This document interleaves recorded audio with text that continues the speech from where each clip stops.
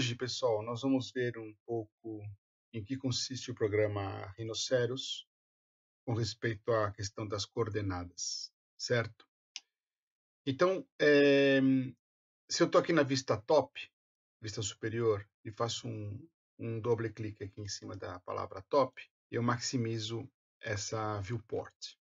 A viewport, em fato, ela é infinita, tá? Ou seja, esse espaço que nós temos de trabalho aqui é um espaço infinito. Porém, ele tem um ponto, que é o 00, que é algo que todos os programas de CAD vão compartilhar esse ponto, tá? Ou seja, se eu pego o meu arquivo do Rhino e exporto ele como DWG ou como IFC e abro em outro programa qualquer, eu vou ver que o tamanho e as coordenadas do meu desenho permanecem intactas, tá? Isso é uma coisa muito importante da gente entender. Então, esse ponto aqui seria o ponto 00. Por exemplo, se eu fazer um ponto aqui, eu vou fazer ponto 0, Enter, o ponto está lá no ponto, né, coordenada 0. Vou dar um Enter e vou falar que eu quero um ponto na coordenada 50 em X e 10 em Y, certo? Então, agora esse ponto aqui tem a coordenada 50 e 10, tá? E agora eu vou fazer um terceiro ponto que vai estar na coordenada 100, 20 em Y e vai estar na coordenada 50 em Z, certo? Então, esse ponto aqui, que é o terceiro ponto, se nós formos ver em perspectiva, vemos que realmente ele está aqui no ar, tá? Certo? Está e tem uma elevação, um valor de Z, nesse caso, de 50 unidades. Se eu vier aqui em análise e analisar um ponto, e eu vou analisar este ponto aqui, então aqui preciso colocar nos meus OSNAPs o point, esse ponto aqui ele aparece 120 e 50. Tanto a nível de coordenadas, digamos, universais, que é o World Coordinates, como respeito a minhas coordenadas do meu plano, que nesse caso a vista perspectiva, a viewport perspectiva, ela toma como C-plane o C-plane da vista top, certo? Tá? Então, algum dia nós vamos falar também sobre essa questão do C-plane. Muito bem. Então, na nossa vista top, nós temos esses três pontos.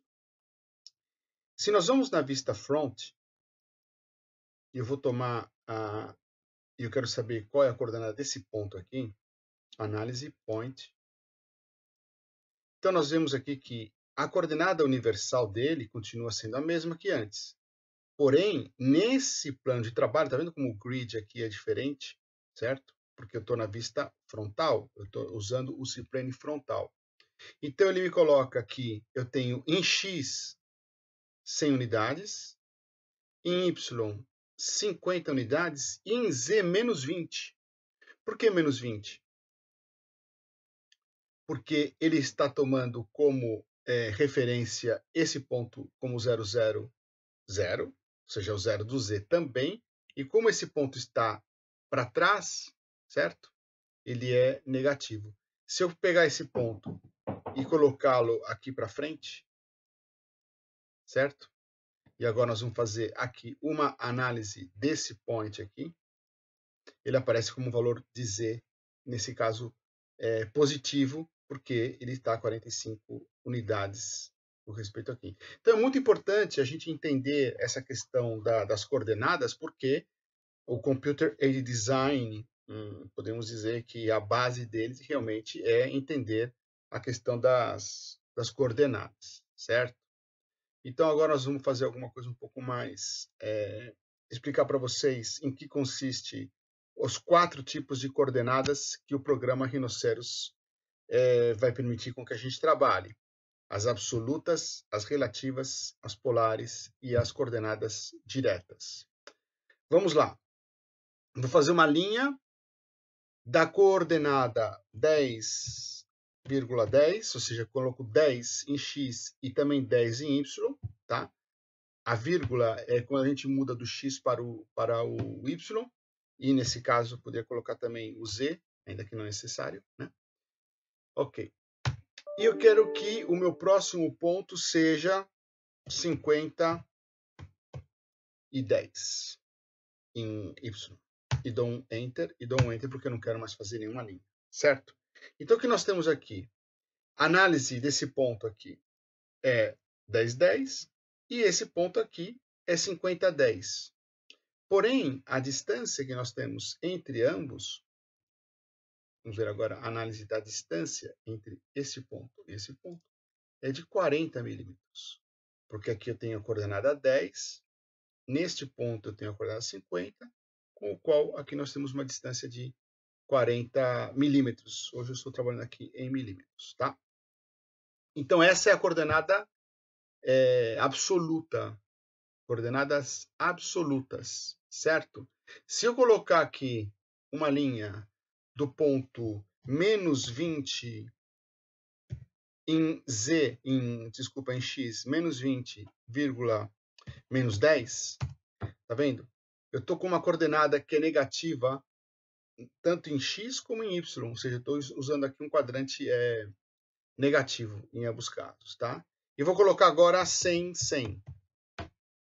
Enter. E Enter que eu não quero fazer mais linha. Então ele começou numa coordenada negativa em x e y e foi até o ponto 100, 100 em xy, que seria o quadrante positivo. Então esse quadrante aqui é um quadrante positivo, tanto em x como em y. Esse quadrante ele é negativo em x e positivo em y. Esse quadrante é negativo em y e x. E este quadrante é positivo em x e negativo em y. Tá? Muito bem. Agora nós vamos fazer algo parecido a essa linha que nós fizemos aqui anteriormente. Eu vou usar o meu grid snap, está ativado, tá? Eu vou começar essa linha a partir desse ponto aqui. E agora, em lugar de usar a coordenada absoluta, eu vou usar a coordenada relativa, colocando a letra R. E vou colocar 40,0. Ou seja, 40 unidades à minha direita, em X, e 0 em Y. E vou dar um Enter. E outro Enter porque eu não quero fazer mais nenhuma linha. Então, o que acontece? Essa linha aqui, nós desenhamos ela a partir das coordenadas absolutas. E essa aqui a partir das coordenadas relativas. É muito mais cômodo a gente desenhar a partir das coordenadas relativas. Vamos fazendo conta. Por exemplo, eu quero fazer um retângulo. Um retângulo desse ponto aqui. Eu ponho R de relativo e faço 30 e 30. Ou seja, um quadrado de 30 e 30 unidades, certo? Sempre colocamos o R na frente. Ou podemos também colocar o símbolo do arroba, tá? Arroba, vou botar 30, 30. Mesma coisa, tá? Então, R e arroba, tanto faz. O que você achar mais conveniente. Então, isso aqui é coordenada absoluta. E essas aqui nós fizemos em coordenadas relativas. Agora nós vamos fazer uma coordenada polar. A coordenada polar, ela tem uma sintaxe que é a seguinte. Eu quero fazer uma linha a partir deste ponto. Vou colocar a letra R. E eu quero agora colocar a length, a longitude dessa linha, certo? Eu vou falar que ela tem 30 unidades. Colocamos o símbolo de ângulo, que é o símbolo de menor, né, que está no teclado. E vou colocar 45 graus, certo? Então, o que acontece? E essa linha, ela tem uma longitude de 30 milímetros e um ângulo de 45 graus, tá? Fiz aqui uma linha auxiliar aqui. A gente pode medir dimension. Vamos aqui medir o ângulo entre essa linha e essa linha. E aparece aqui 45 graus. Vamos em dimension e vamos pedir para acotar esta linha aqui. Então, aqui nós estamos fazendo uma cota, que é uma cota, como o próprio nome diz, linear. Agora, eu vou fazer uma cota aligned dimension, deste ponto até esse ponto. E colocamos ela, por exemplo, aqui. Então, efetivamente, tem 30 unidades e 45 graus. Tá? Então, essas coordenadas são chamadas coordenadas polares. Tá? O que vai ser importante a gente entender aqui fazer um círculo aqui. Vou fazer uma linha a partir do centro desse círculo, certo? E uma outra linha a partir desse ponto final aqui, ok? Vamos dar uma descida nessa linha aqui. E essa aqui eu vou jogar mais para a minha esquerda, tá? E vamos fazer um círculo aqui, certo? Então, o que acontece? Vou agora fazer uma flecha aqui. Vamos fazer uma polilínea. Certo? Então, o que acontece? O que é sentido anti-horário é o sentido positivo. Esse sentido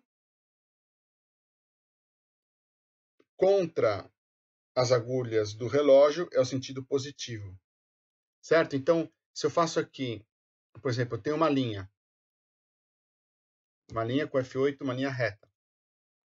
Eu vou girar essa linha, rotate. Quero rotate dessa linha aqui. E o meu centro da rotação, eu vou colocar aqui esse ponto aqui. E você vê que o ângulo que eu quero rodar é 45 graus. Certo? Então, são 45 graus positivos, ele vai contra as agulhas do relógio. Se eu tenho uma linha aqui, e vamos rotate,